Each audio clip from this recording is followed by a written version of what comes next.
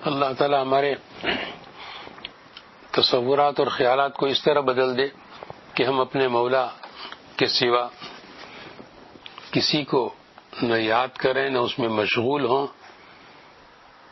اگر زبان چل رہی ہو تو صرف اسی کی یاد میں، اسی کی حمد میں، اسی کی تعریف میں، اسی کی تسبیح اور تحمید میں، اور اس کے حبیب پاک صلی اللہ علیہ وسلم، اس کے محبوب اور لاڈلے نبی صلی اللہ علیہ وسلم کی یاد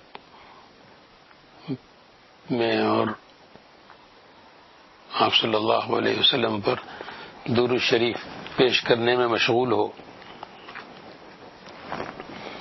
ہمارے حضرت شیخ قدس الروح ہر گرامی نامے میں یہ تحریر فرمایا کرتے تھے کہ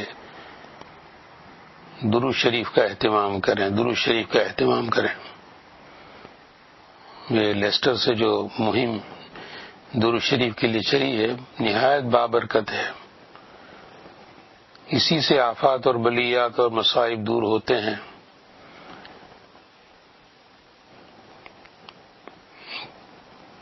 کیونکہ خود قرآن عزیز میں اللہ تبارک و تعالی نے براہ راست اپنی طرف سے اس کا حکم اور آرڈر ہمیں دیا. ان اللہ وملائکتہ یصلون علی النبی یا ایھا الذین آمنوا صلوا علیہ وسلموا تسلیما.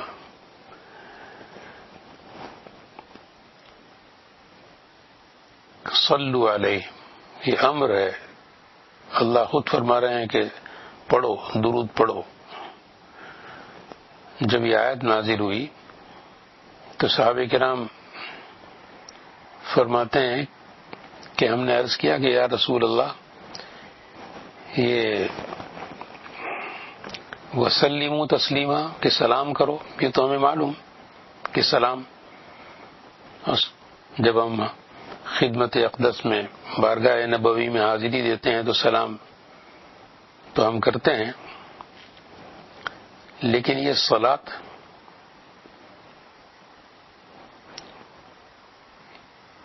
یہ کیا؟ تو صحابہ کرام کے اس سوال کا آپ صلی اللہ علیہ وسلم نے کتنا پیارا جواب عنایت فرمایا.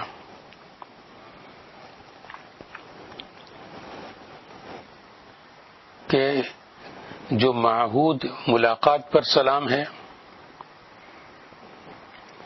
یہ تو ہر کسی مسلمان کے لیے جب ملیں تو السلام علیکم کیا ہی جاتا ہے، مگر جب تم نماز میں تشہد پڑھتے ہو اور وہاں